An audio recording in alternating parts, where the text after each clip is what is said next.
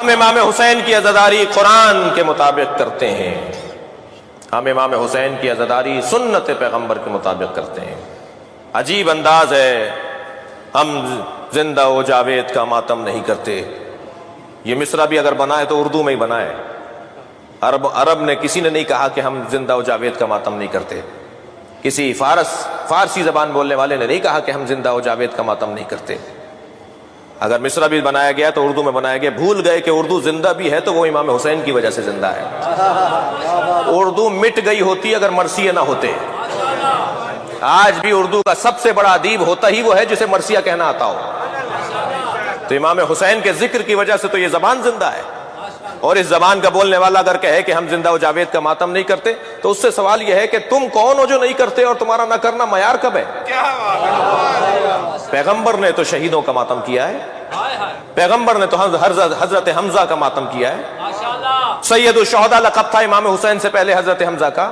پیغمبر نے تو جنگ احد میں شہداء احد کے جنازوں پہ پہنچ کے، خاص طور پر حضرت حمزہ کے جنازے پر پہنچ کے گریہ کیا ہے، ماتم کیا ہے، لوگوں کو دعوت دی ہے کہ میرے چچا پر رونے آؤ۔ حدیث کہتی ہے الاستیعاب الاصابہ، یہ اہل سنت کی صحابہ کرام پر لکھی گئی کتابیں ہیں جن میں صحابہ کرام کے احوال لکھے گئے ہیں۔ ان میں لکھا ہے کہ جب جنگ احد میں حضرت حمزہ شہید ہو گئے، لما راى النبی، جب نبی نے دیکھا کہ قتل حمزہ کو قتل کر دیا گیا ہے تو فبکا بکاء عالیا، نبی نے اونچی آواز میں گریہ شروع کیا جب خبر آئی کہ ان کے چچا حمزہ کو مار دیا گیا ہے۔ اہل سنت کی کتاب کا حوالہ دے رہا ہوں۔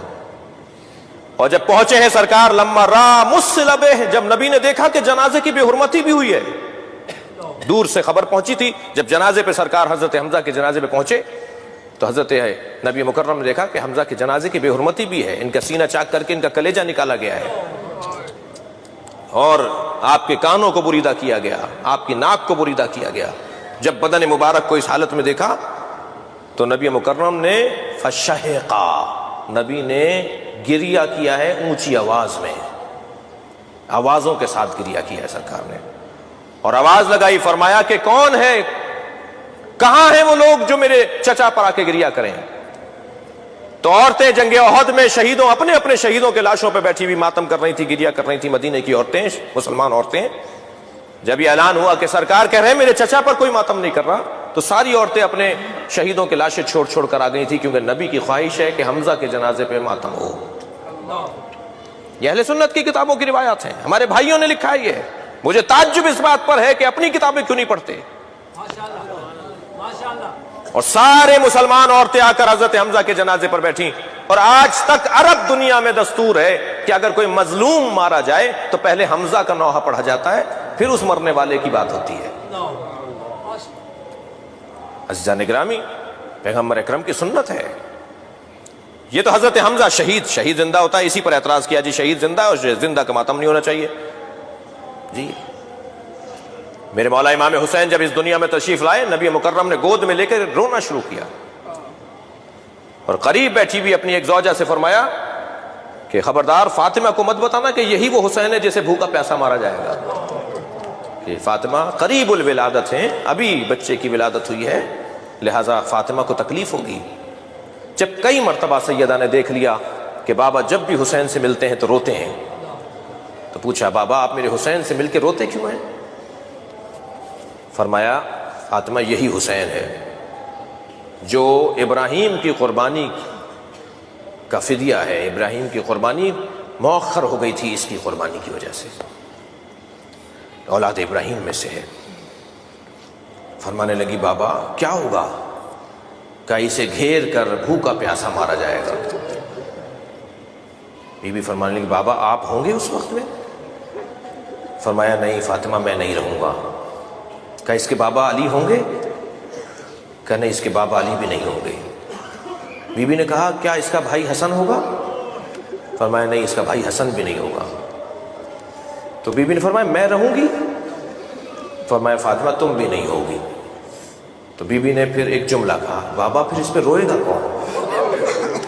یہ جو آپ کا گریہ ہے نا یہ حسرت فاطمہ ہے، سیدہ کی حسرت ہے، بابا اس پہ روئے گا کون؟ فرمایا ایک قوم اس پہ روئے گی، اس کے جوان اس کے جوانوں پر روئیں گے، اس کے بوڑھے اس کے بوڑھوں پہ روئیں گے۔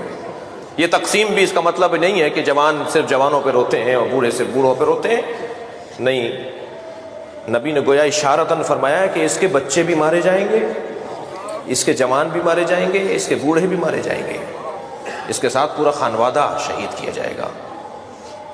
عزیزو عزادارو، ہم روا روی میں ہم ذاکرین جو ہیں کہہ دیتے ہیں کہ کربلا میں 18 بنی ہاشم شہید ہوئے، 18 نہیں 58 شہید ہوئے ہیں۔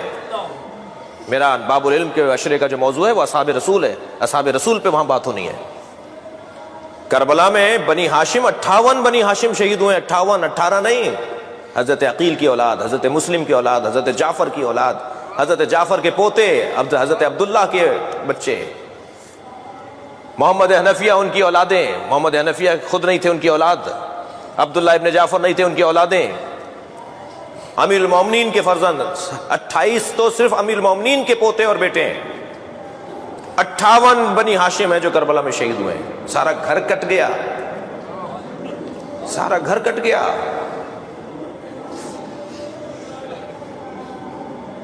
کیا ہوا ہے کربلا میں؟ یہ جو گریہ ہے، جو ماتم ہے، یہ جو عزاداری ہے، اس کے پیچھے اللہ کا ارادہ ہے۔ ہم کچھ نہیں کر رہے، ہم سے کروایا جا رہا ہے۔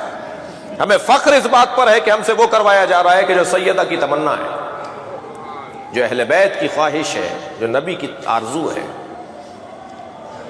مجھے دلیل دینے دیجئے، ہمارے ہاں کوئی کام بھی بغیر قرآن اور سنت اور حدیث کے سے ہٹ کر نہیں ہے۔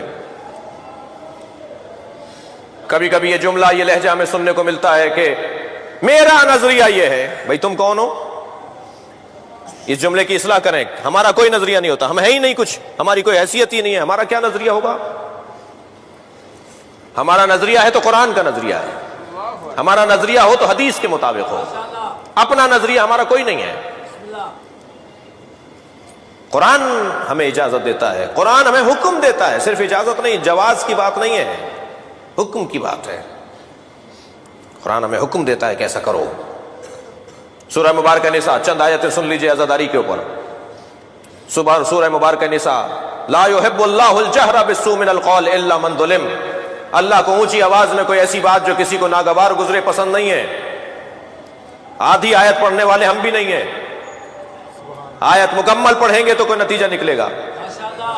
لا يحب اللہ الجہر بالسوء من القول، اللہ کو اونچی آواز میں کوئی ایسی بات جو کسی کو ناگوار گزرے پسند نہیں ہے۔ الا من ظلم، مگر جس پہ ظلم ہوا ہے وہ اونچی آواز میں بات کرے، چاہے کسی کو ناگوار گزرے، اللہ کو پسند ہے۔ مظلوم کے حق میں بات کرنا یہ اللہ کو پسند ہے۔ طے کرو کائنات کا سب سے بڑا مظلوم کون ہے، طے کرو۔ شاعر مشرق مصور پاکستان نے اپنے 2 مصروں میں کہا کہ اللہ اللہ بائے بسم اللہ پدر، مانیے ذبح عظیم آمد پسر۔ علامہ اقبال کہتے ہیں جو حضرت ابراہیم نے قربانی دی اور اسماعیل کے گلے پہ چھری چلا دی اور اسماعیل کی جگہ دمبا ذبح ہو گیا، تو پوچھا یا اللہ کیا میری قربانی قابل قبول نہیں رہی؟ تو جواب یہ آیا وَفَدَيْنَاهُ بِذِبْحٍ عَظِيمٍ، اے ابراہیم ہم نے تمہاری قربانی کو ایک بڑی قربانی پر مؤخر کر دیا ہے، ہم ایک اور بڑی قربانی لیں گے تمہاری اولاد سے۔ اس سے بڑی قربانی نہیں ہے قرآن کی روح سے، تاریخ کے مشاہدے سے، جسے قربانی کربلا کہا جاتا ہے۔ سب سے بڑا مظلوم تاریخ کا اگر کوئی ہے تو وہ امام حسین کا وجود ہے، اور قرآن کہہ رہا ہے کہ اللہ کو اونچی آواز میں بات کرنا صرف وہاں پسند ہے چاہے کسی کو برا لگ رہا ہو کہ جہاں مظلوم کے لیے تم بات کر رہے ہو۔ مظلوم حسین ابن علی، ایک دلیل۔ دوسری دلیل دوں، ذکر فإن الذکر تنفع المؤمنین، اے میرے حبیب بار بار دہراؤ، اس لیے کہ بار بار دہرانے سے مومنین کو فائدہ ہوتا ہے۔ ہمارے مزاج کے اندر بھولنا ہے، ہم انسان ہیں نا، انسان یعنی نسیان یعنی انسان، ہماری ساخت ہی بھولنے کی ہے، ہماری طبیعت کے اندر بھول پن ہے کہ ہم بھول جاتے ہیں، ہمیں 10 دن پہلے کی باتیں یاد نہیں رہتی، ہمارا مزاج بھولنے کا ہے۔ جب ہمارا مزاج بھولنے کا ہے تو پھر پروردگار عالم نے اہتمام کیا ہے کہ انہیں بھولنے نہ پائے۔ یہ تاریخ کے مشاہدات کو اور عبرتوں کو اور واقعات کو اور تاریخ کے سبقوں کو بھولے نہیں۔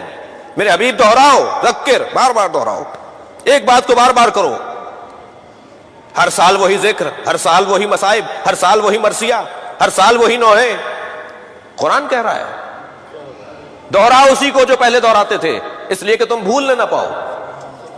एक सबक को बार बार दोहराओ, इससे ऊंचा सबक नहीं है।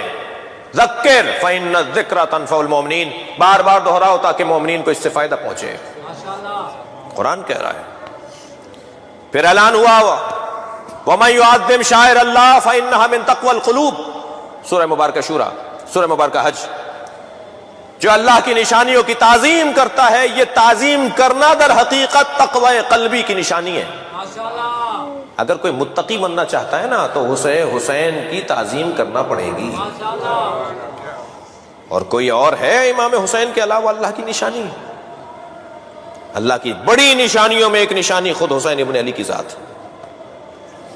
लिहाजा कुरान हमसे कह रहा है कि वमन युअज़्ज़िम शाइर अल्लाह, अल्लाह की निशानियों की ताजीम करो। एक और आयत पेश करूं, बल्कि हम आयत की खिदमत में पेश हों जी। क़ुल ला असअलुकुम अलैहि अजरन इल्लल मवद्दता फ़िल क़ुरबा, जो मैंने उन्वान गुफ्तगू करार दिया है। मेरे हबीब, इनसे कह दो मुझे कोई चीज नहीं चाहिए उजरत रिसालत के तौर पर, इल्लल मवद्दता फ़िल क़ुरबा, सिवाय ये कि मेरे क़ुरबा से मवद्दत। ये मवद्दत हो रही है भाई, नबी की ख्वाहिश है, नबी से मोहब्बत, नबी से लगाव का उन्वान है, आज़ादारी इमाम हुसैन, सुन्नत पैगंबर है, आरज़ू ज़हरा।